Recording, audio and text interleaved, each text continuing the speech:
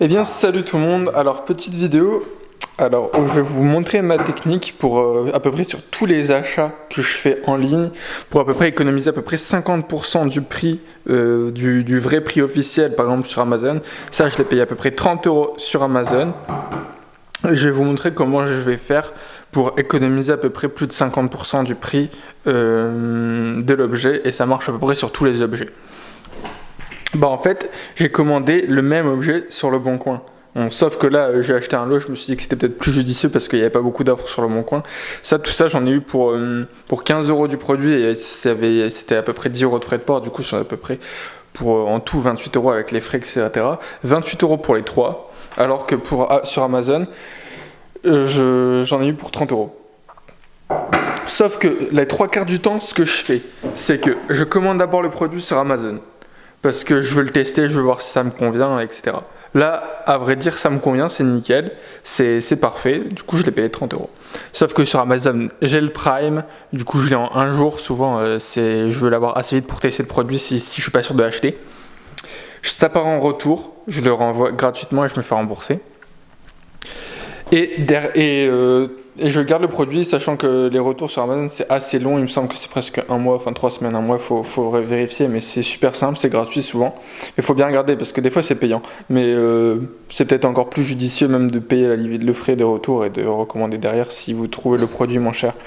Après, pour trouver le produit moins cher, bon, il y a les sites chinois, etc., mais les trois quarts du temps, c'est peut-être le plus judicieux.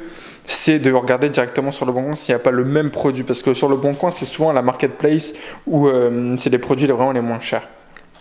Au final, j'ai trouvé, pour 15 €, j'avais trouvé les trois. Sachant que je l'ai fait livrer, on peut faire livrer sur Le Bon Coin. Du coup, ça m'est revenu quand même à 28 €. Ça, j'ai pas trouvé moins cher. Sachant qu'il n'y avait pas beaucoup de gens qui revendaient ce type de produit. Du coup là je me retrouve avec 3 machines que je vais peut-être revendre ou si j'ai le temps, parce qu'en vrai ça prend quand même beaucoup de temps ce genre de technique un peu de clochard, mais bon ça permet d'économiser beaucoup. Et au final je me retrouve avec 3 machines et c'est plutôt bien. D'ailleurs je me suis rendu compte que sur toutes les machines il y a ce symbole là. Il y a ce site là, en fait c'est peut-être encore plus intéressant que je ne m'étais même pas rendu compte. Made in Poland for eurotabac.de. Eurotabac.de. C'est un site allemand, je viens de regarder, et il est à peu près aux alentours de 18 €, même si je sais pas s'il y a des frais de port, etc.